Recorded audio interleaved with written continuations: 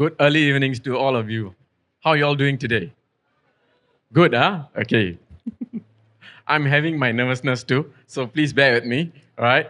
So especially with the timer ticking. So please, let's make it a very informal affair. Can we? I can't hear you all. I just said I'm having nervousness. I thought you will be helping me. Okay, so today the topic of the day is asset protection. Okay, public housing wealth preservation. How many of you all know what is asset protection? Nobody? Oh, that's what I'm here for. I can hear you. Okay, so myself, I'm sharing on this topic on regard to public housing. Okay, and I will soon be developing one, if the stage allows, for another one on private as well. All right, so allow me to delve in further and share more on asset protection. Okay, a small disclaimer. All the things that I share today is my personal opinion through my personal research. All right, I wouldn't say that this is. If should there be anything that you require more details, please, you're welcome to seek out and reach out to me. Okay, can we? Can, huh? Okay, good. Okay, in a gist, what we'll be covering today will be asset protection, protecting your wealth, technical, ballast curve, decaying property, HDB depreciation, blanket period, perpetual lease, inflection point, as well as sales transaction trend. Can all of you all hear me clearly? Okay. So sorry if it's going to be technical, but I'll make sure that by the time you all go back, leave your seat, all of you all be very clear with whatever I'm sharing. Can we? Can? I can't hear you. It's Sunday, just before lunch. It's just before dinner, is it? Is that why the sound is no more? I need some noise. Later, I'm going to ask you all some questions. I'll pass the mic to you all. Can we? Can, huh? Sure. Okay. I see more responses now to allow you all to be more participative. Okay? If not, the sponsors were thinking of giving more than one Macau ticket, not per segment. I mean, per segment, they give you one ticket, right? They are talking about a pair. Two pair, you mean? Two pair, I heard. One. Okay. Let's see whether they give one or two pair, right? Can or not? Can, huh? Okay, good. Okay, myself, I'm in this industry for the last 10 plus 10, 20 years.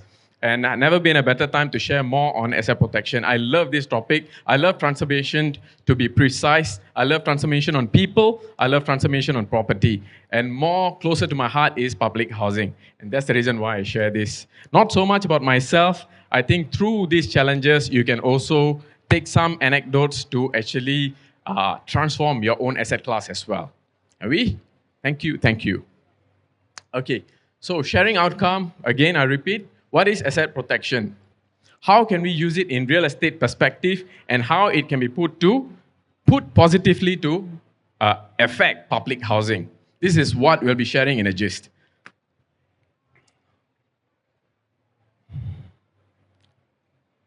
Okay, for asset protection, right? We have different kind of asset protection. Okay, namely insurance. We do have it covered, right? How many of you all have insurance over here? Over your business, over your property? How many of you all? 1, 2, 3. The rest? 4, 5. At least some of you all. Maybe I repeat again. Maybe you all didn't understand the question. How many of you all have insurance covering yourself, your businesses, your property? Okay. We are somewhat near to asset protection actually. Okay. So for insurance, we get comprehensive property insurance for fire, natural theft, disaster, and etc. How about for legal structures? We have limited liabilities. In the event something were to go wrong to your company, we also have this limited liability to cover the existing owners. Am I right? Am I right to say that? Okay, another form of asset protection. And for risk assessment, thoroughly evaluate location, market, condition, and property condition before buying. This is what? This is to evaluate whether such and such a property it's possible to proceed on with the risk management being done or not. Am I right? Okay, and one last, diversification. Instead of just depending on one property, we also diversify, not just property. Instead of one investment alone, we also diversify with many other outlets. Am I right? So this is another form of risk management, asset protection. Right? Okay. So in a gist, in a gist, in a gist, when it concerns property, what are the components that goes into a property? Anybody? What are the components that goes into a property? I think this should be easy, right? Guys, what components go to a property? When you purchase a property, what are the components? Guys, the answer is just reflecting right in front of your eyes. Come on. Can I have a hand? Ah, awesome. Come. CPF cash loan. CPF? Tickets to Macau? Oh, no. Sorry. Yeah, okay. So the components are CPF, loan, and cash. This makes up how you purchase a property. Am I right? Anybody else got anything else to say? This is what makes the components to a property. Okay? Guys, I'm so sorry. I'll go a little bit faster because this is what we share for a 2-hour segment. I have only about half an hour to share this. So I'll express this, but the gist, the main ideas will be there for y'all. Otherwise, it will be shared more by my roving team later at the OT launch. All right? Can we? Okay. So these are components that affect the property. I repeat, CPF, loan, and cash. So these are components which determines whether or not we are saving the property or not. Okay? So these are the ingredients actually. Protecting your property from losing its value. So HDB flats which are turning older, well above 35 years, the usage of loan and CPF on such properties are usually limited because they may not sustain the buyer up to the 95th age. Am I right? Am I right? But more than ever, do we know that the older properties are actually fetching a higher price now? In fact, those properties which are more than 40 years old, last year amounts to 4,750 transactions. And that is only 63% half of this year. So what are we talking about, Dallas, in terms of asset protection? I think it doesn't make sense. Probably, until I explain further, all right? So, further to elaborate, limitations of such properties. For example, if a property is older, more than 35 years to be precise, we may need to fork out more cash, even if the valuation matches. Anybody to contest this? If the valuation matches, do we need to pay cash? Dun, dun, dun, dun, dun. Okay, maybe I ask one more question. How many of y'all are staying in HDB properties? How many of y'all? Can I have a show of hand? How many? Basically all, huh? Okay. So when valuation matches, right? When the valuation matches, do we need to pay cash over valuation? No, huh? Okay. But those properties which are 35 years old and above, even if the valuation matches, am I right? Even if the valuation matches, you may end up paying cash. Why? Because the youngest borrower must be able to cover all the way up to the 95th age. So if it covers, good for you. If it doesn't cover and you say, yeah, I win this, zero valuation, zero COV, but then you may end up paying cash as well. So take note, all right? Okay? And may not be able to enjoy a positive cash returns when you buy such and such property. Why? Because when you sell, it's already more than 35 years old.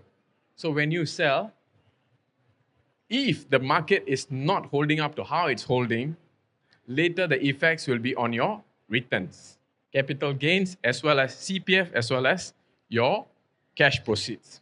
Okay, as the tenor gets lesser, the lesser its value. Okay, and lesser cash returns as well. So inherent problem, of course, when older properties, older estate, the problem stays further. I did not explain about this. The worst part is if the valuation, let's say your HDB property is financed by bank. Okay, for example, it's financed by bank and the valuation doesn't sustain, so you're going to refinance. Today's market, no need to worry. But if it's a dropping valuation, assuming your loan is 500K, example, and the current valuation is 400K, you may end up topping up even though you are refinancing. The bank may ask you to top up. HDB loan, no need to worry, yeah? I'm talking about bank loan. Is this something new? Is this something new? Is this something new, guys? No?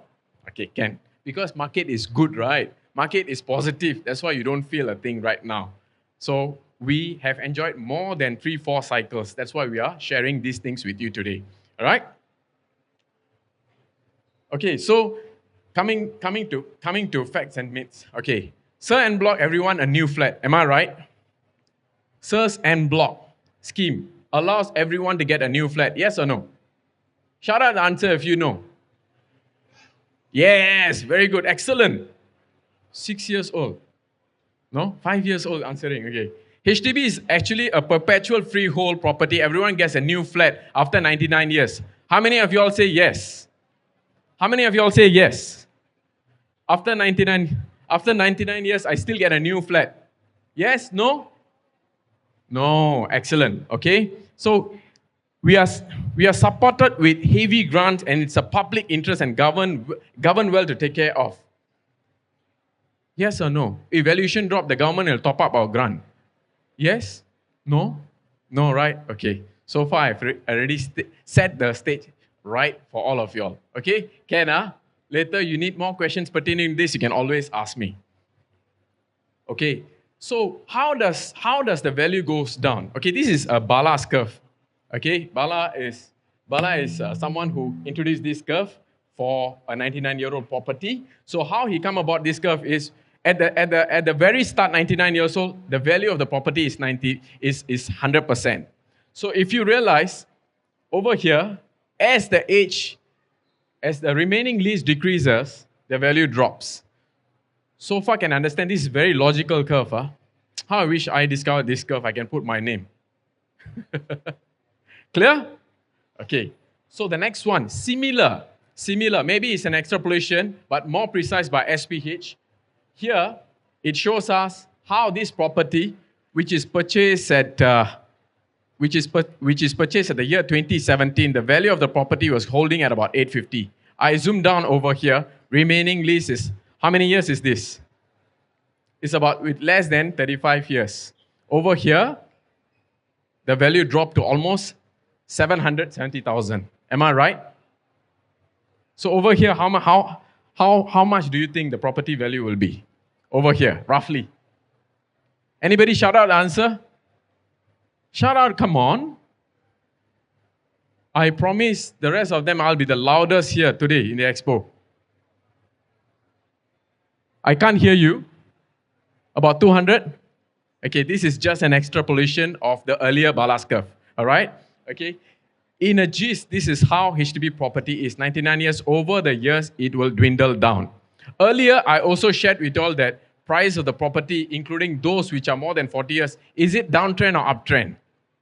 You don't feel the pinch because it is positive sale. That's why you don't feel the pinch. But when I bring you to perspective, well before the 2019, well before the COVID time, you'll understand better what I'm coming at. Okay? So again, I reiterate that not every property will be selected for en blocks. And there is a given total number. What's the number? What's the golden number by our then National Development Minister? He said that in the year, haven't yet lah. Oops. Okay. In the year 2017, he said that not every of this property will be selected for en bloc. Okay. And what's the number that he has given then? What's the number? Can you read from the board? What's the number that was given? Where? 24? Oh, that's high. My child is so high. Only 4%. So it's an open book answer. Not every of the HDB that we are purchasing today comes with an open book that you will be given a new, fresh lease after that. Only 4% is an open book. It's an open book. So is everybody entitled to a brand new flat? Yes? No? Older flats? No. Huh? Okay, good.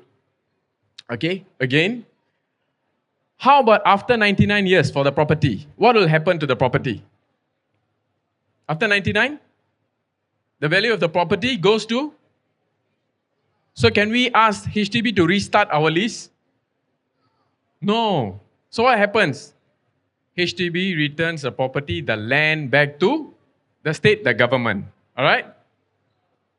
Okay, so don't assume all HDB flats will become eligible for SIRS, cautions our Mr. Lawrence Wong then.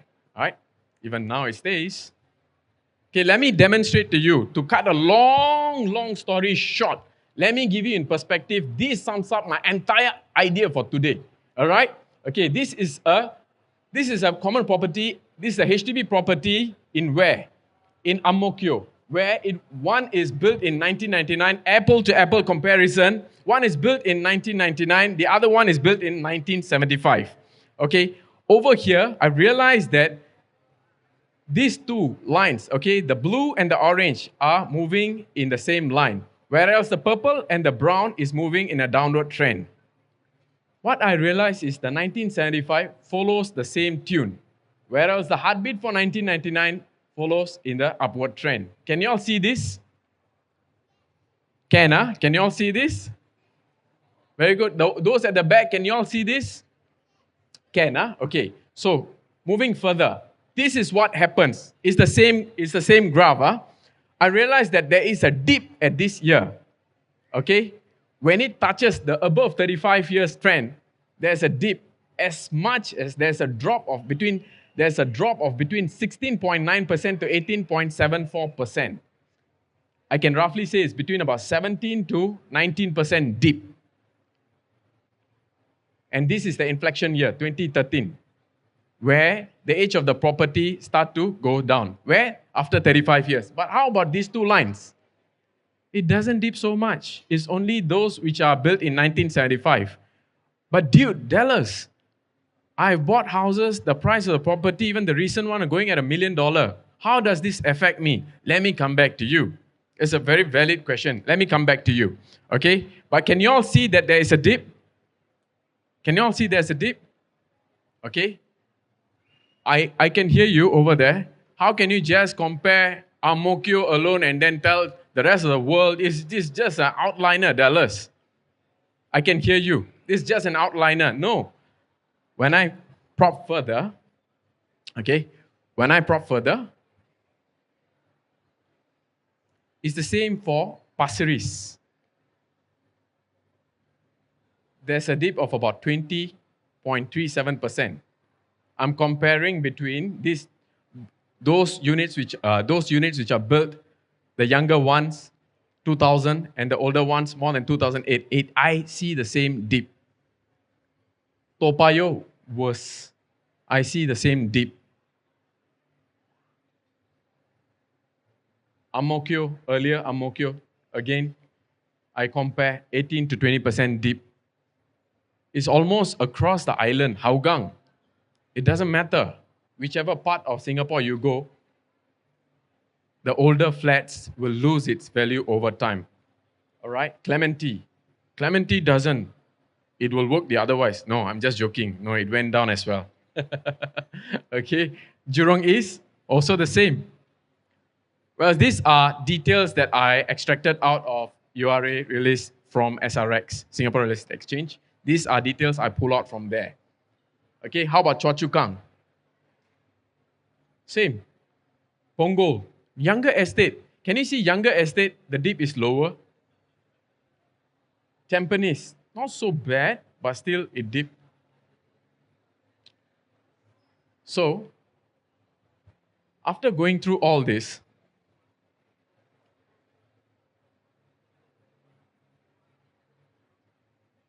can you all now see that the value of properties which are more than 30 years old are stipulated to draw down because of age.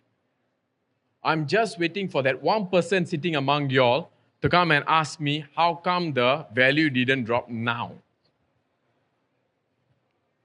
Anybody? Anybody? Guys, you want a challenge? I thought I was very nervous when I started off, but nobody wants to ask me this question. How come the property market is going? Yes, sir. How come it never drop? Is it my echo? How come it didn't drop? Okay, during this period, right, that we are going through right now, can we see that average price of property has increased so much? I call this period the blanket period. Why? Because ever since COVID, prices have never stopped. Despite the many numbers of dimensional cooling measures, the price has not dipped. It is still going. Then how? Only yesterday I bought a property which is more than 35 years old. Then how, Dallas? What kind of asset protection am I going? I know what's going through in your heart, your mind. Okay? Of course, because those property that you bought, when you compare between that 35 years old property and above versus those property which are 8 years old, there is a variance. There is a variance of as much as 100K to 200K. Am I right to say that? Choa Chu Kang, older flats. 4-room is going at about 550. 30 years and above. Am I right? 4-room, 550. I'm giving you example. 550. The same Choa Chu Kang, Kiat Hong, 4-room is going around about 650. Am I right? Just about 7-8 years old. So there is a variance of about 100 to 200K difference. Because of this difference, people find it more affordable to buy those resale flats. And that explains why 40 years and above flats which were transacting more than 4,750 last year, the same number is only 63% this year. By half of this year, is going to be increasing some more. Older flats are taking shape, taking space, taking the spotlight to transact high as well. But this will not stay. This will not stay. After the restructuring by HDB from Prime Plus and Standard Living, we will see there may be a change. So my advice to all of y'all, if you are holding on to properties more than 30, 35 years, how many of y'all are holding on to properties which are more than 35 years old over here? Nobody? All of y'all are MOP owners, just 5 years old? How many? Only one brave soul? 2? How many? 3? How many of y'all? How many of y'all, I repeat again, no more Macau ticket. They're not answering me, boss. Okay, how many of y'all are holding properties which are more than 30 years old? Come on. Okay, I think quite a reasonable number of people are holding on to properties. It's about time you should reassess your property. This is a good time. Why? Because the value of your aging property, the decay is proving otherwise right now. You have to do a reassessment on your property, and then you can find out how you can reposition, all right, on your property. Convert those possible decaying property into a younger estate one, well below 20 years old. Why? Then after that, how? Then I'll reach 30, 35 years old. What? I still have to do something about it, right? Well, true. You may have to do something about it, but at least you don't lose the value. Go and ask those who are turning 55 and above. If for some reason they are selling their property, okay? And what was the golden number I was sharing earlier about the Ang Mo Kio property? What was the percentage earlier? 16 to 19%, right? Assuming the value of the property is about 500,000, what is the amount? Roughly 20%. What is the depreciation? About 100K? About 100K, right? So those people who are turning 55 and above, and they're selling their property, and if they are going to lose about 500K, value of the property is about 500K, 20% out of it is how much? 100K. If I am losing 100K into my retirement account when I sell it, does it make some sense to you or your parents? to your elders in the house. Does it make some sense? It doesn't make sense to hold on to the property. Why? Because in the event that they are selling the property, they will lose their value. Never mind, I don't sell. It's okay. I'll maintain the property. How about that, Dallas? Yes, you can maintain the property, but it will still go through the phase of asset decay. And what can you do? You convert that property into a younger property so as to what? Retain? No. Where everybody goes through one phase, which is to pass on. What are we passing on to our loved ones? Your legacy stop short of you stay in the house is perpetual. No, right? Earlier you all answered, it's not perpetual. It's not perpetual, right? But after a while, what happens? When someone passes their property over to someone, and the age of the property is about 55 years old, 60 years old, what's the value of the property? Are you really passing on your legacy to your loved ones or giving them another headache to handle? This is what you should be thinking. So a younger property allows you a better legacy planning compared to an older HDB flat. Those who are holding on to 30 years, 35 years of flat, please do a reassessment. Okay, switching to a younger HDB property, we can also secure our CPF savings and cash as well. And in the event that these people are going to stay put, I will go through lease back scheme. Am I right? They also see the value, what kind of value that they can ascertain right now. Can you imagine the kind of value a 40-year-old or 50-year-old property in time to come, market were to come? If, for example, the value drops by 20%, 30%. You lease back also, you get back nothing. It's as good as useless. So I will highly recommend you to redo your assessment for properties which are more than 30 years old. Later part, we will see our roving team. You can ask further on asset protection covering this kind of properties. For those who are in the younger properties, it doesn't matter. But those who are in the older properties, worse, they are touching 55 and above, please do your reassessment through asset protection. All right? Okay, my questions to you. So, anybody wants to answer? What happens since the resale market is so hot now? What happens? I think I've already answered. So what happens since the resale market is so hot now? Asset protection, no need. Is it stipulated to say like that? No, why? Why you say that? Logically speaking, what goes up comes down, probably. But then the age of the property is not stipulated to come down. Yeah? So asset decay is here to stay. So is asset protection. Today, you have your own knowledge on how to protect your aging property. The protection is not on the aging property. The protection is the ingredients in the aging property. Your capitals, your cash savings in the property, your CPF savings in the property are what that matters most. Not so much on the property, the physical property itself. All right? So next, what happens to the buyer who buys such property which is old? I just bought a property which is older, more than 35 years old. How? No problem. It is still early. Today's market is still brisk. Do your reassessment right now so that you can help shape your financial prudence using your current property so that the future becomes better. Understand? Can, huh? Okay, recap. So what have we learned so far? Decaying property. Earlier, inflection point. Age of the property. What is the age of the property? Earlier I was sharing 35 and above. HDB property which is turning 35 years and above. These are golden numbers that you should take note of. More than 35 years, do your reassessment. If anybody in your house is sitting at 55 years and above, and worse, the property is 35 years and above, please do your reassessment. All right? Okay, and the blanket period, now is the blanket period. You know why? Because even older properties are enjoying positive returns. Older properties, more than 40-year-old property, 50-year-old property, going at what kind of price? Horrendous price, 700, 800, 900,000. So use this blanket period to your advantage.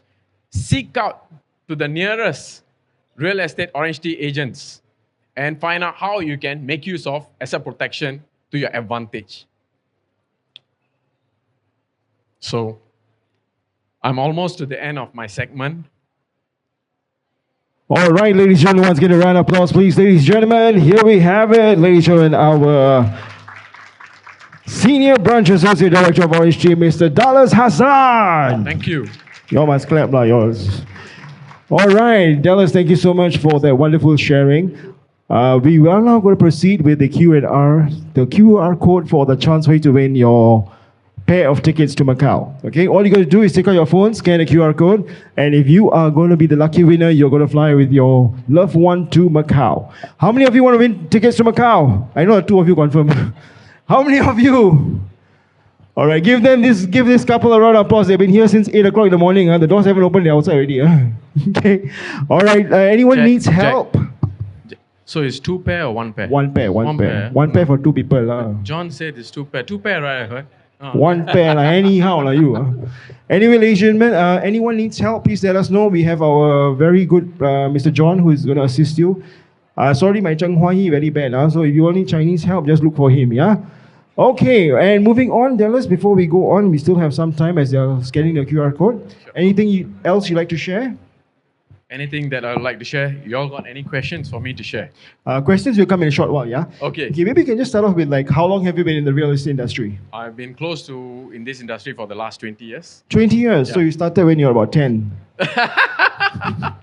Okay, and what's your most memorable experience as a real estate agent? Memorable experience is today, I guess, sharing with a lot of people who can transform their asset class. HDB public housing, from preventing from losing its value. Normally, I don't share this actually to the public. Today is my first time sharing asset protection to the general public because this is a concept. It requires, it means technicalities. So I share this segment actually with my fellow agents. Yeah, so. All right, well, thank you so much for sharing and give them a round of applause, please, ladies and gentlemen. Thank you so much. All right, now we're going to move on to our questions. I think we have one or two, if I'm not wrong. The first question is the asset protection applicable to private properties between HDB resale and private properties, which can produce more yield? There are two questions. Asset protection applicable to private properties? Yes, of course. Asset protection is applicable to private properties. Yeah, but the thing is, of course, it enjoys greater retention power in private property. The second question, HDB resale and private properties, which can produce more yield? Which do you think, guys, has better yield? HDB, spot on. Why?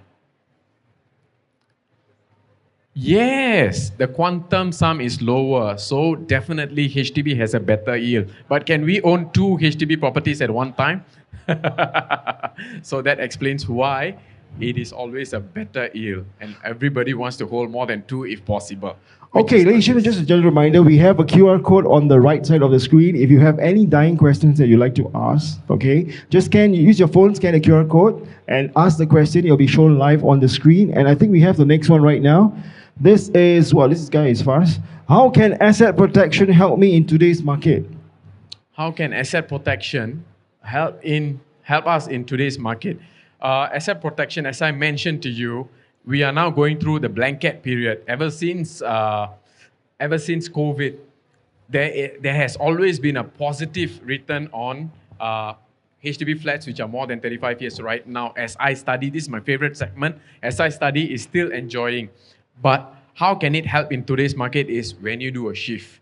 When you see that the value is high, you convert that value in and catch that value, the CPF and the cash portion, and you leverage on your loan and purchase your next property. Your capital returns will be good to save. All right, I hope that answers the question to whoever asked. And do we have any more questions? Yes or no? Yes, we do. Any more questions? Okay, we are just waiting for them to scan the QR code. Yeah, people are still typing, so we must give them time. Just now I gave them 1 hour. Now this one I think must give 1.5 hours. Just joking. All right, first, next question up. Will HDB flat value drop when almost every flat is near MRT station? Will HDB flat value drop when almost every flat is near to the MRT station? Generally, the market will be in tandem. It doesn't just drop for a specific property. Okay, if it drops overall. Okay, but the one which is closer to the MRT has best retention. Yeah, so I hope that answers your question. Okay, I think we have a gentleman there who wants to ask a question. All right, sir, you have removed the mask. All right, sir. Well, it's not bodybuilder. Huh? Hello, sir. What's your name? Lee. Lee. Okay, Mr. Lee. What is your question? I have two questions. First one is there something about a buyer not being able to use his CPF or not so much of his CPF for a flat that is aged 30 years and above? My second question is, in light of what you have shared today, is there an optimal or best time to sell our flat? I mean, is it after MOP, before 30 years, or at the 20-year mark, or what? Thanks. Okay, excellent. Thank you, sir. Very good question. There are two questions. First one was, You forgot. I'll answer the second one. Okay, is there a specific period? Oh, I understand the first one. The Alamak, first maybe one. walk up and down you. I just want him to walk. See lah, you. Okay, the first one, yes, you may not be able to use your entire full CPF. Why? If the young borrower's age doesn't last him up to the 95th age. Example, the available lease is only 60 years old, but the guy is 20 years old buying the property. Okay, he may require another 75 years balance to purchase the property. So the variance is about 15 to 20 years old. So instead of even though there's available CPF, available loan up to the valuation mark, he may end up topping up in terms of cash because his age doesn't allow him to purchase that old property. So in a way, you are paying forward to actually purchase the property. Okay, number two. Number two is about when is the right time to sell. When is the right time to sell? Can I be more specific? If your property is more than 35 years old, right? 30 years old, right? What is the age of the property in proposition? Oh, best time to sell. Okay. Okay. It depends on the property as well as it depends on the type of property. It also depends on your age. Okay. Normally what we see in the market is before turning 55, people want to make full use of their retirement sum. So they switch property, number one. Number two, if the age of the property is turning more than 35 years and above, asset protection is good, you offload and change over to a new property. Number three, how about young property? I want to get my first pot of gold. So over in Singapore, normally people buy HDB properties, those new flat properties, they will wait until the MOP period, maybe 5 years to 7 years, to enjoy another 250 to 300,000 minimum for cash returns. So these are the three phases you may want to adopt if this fits your bill. Yeah? All right, thank you, Dallas. I hope that answered your question, sir. All right, Dallas, if you'd like to look at the screen, we have a couple of questions. Due to time constraint, you can choose maybe one. How long do you think is the blanket? The first one is, how long is in your opinion, do you think is the blanket period? Okay. Oh, there's quite a number of questions. Woo. Okay. Why? Okay. When would buying an agent make sense? Okay, maybe I like this one. Why would a buyer buy an executive flat at Bendemeer for 1.32 million? Dying question, Bendemeer. Can I answer this question? Why would anybody want to buy? Yes, sir. You are the one who write this. Excellent. Okay. Yeah. Why? Can I ask another question? So, were you the one who bought this? Oh, I'm just joking.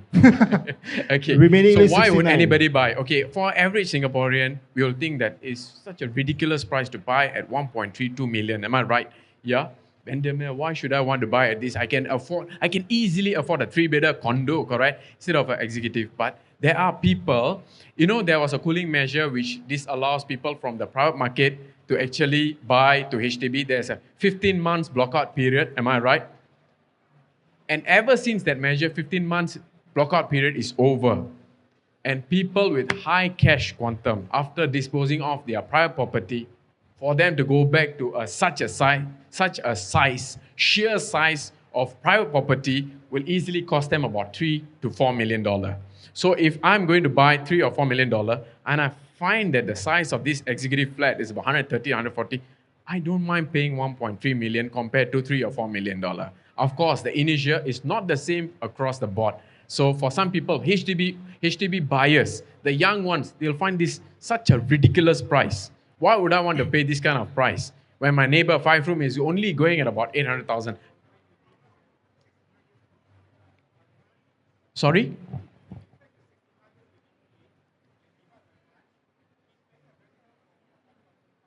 Yeah.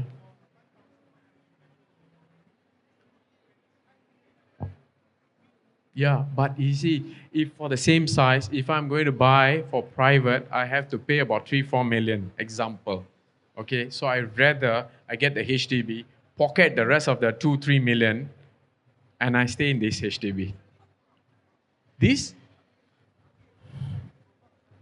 probably mostly it will be this kind of profile, or otherwise it will be those buyers who are upgrading from HDB. They already sell at $1 million. Then I just put in another, all my cash savings probably, all my CPF probably, and just take a loan of about 2 300,000. It doesn't matter to me. Probably they will, but mostly it will be downgraders from the private market who will be purchasing at this kind of price mostly.